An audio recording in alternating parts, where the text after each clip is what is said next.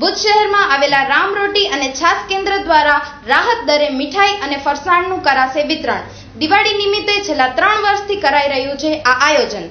શહેરની રામ રોટી છાશ કેન્દ્ર સંસ્થા દ્વારા દિવાળી નિમિત્તે રાહત દરે મીઠાઈ અને ફરસાણ વહેંચવામાં આવે છે।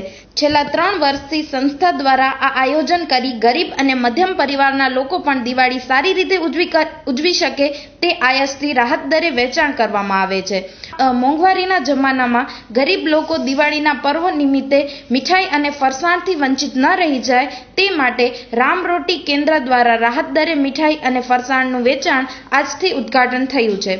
હાલ બજારમાં મીઠાઈના ભાવ 500 થી 1000 રૂપિયા કિલો છે, ત્યારે આ સંસ્થા દ્વારા 200 થી 400 રૂપિયા કિલોના ભાવે વિવિધ મીઠાઈઓ આપવામાં આવે છે।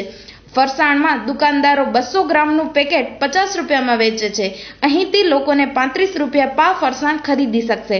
રામ રોટી કેન્દ્ર દ્વારા ગત વર્ષે 10 લાખ રૂપિયાની મીઠાઈનું વેચાણ અને ફરસાણનું વેચાણ કરવામાં આવ્યું હતું, જેથી શહેરી વિસ્તારના લોકો તેમજ ગ્રામ્ય વિસ્તારના લોકોએ હોંશે ખરીદી કરી હતી।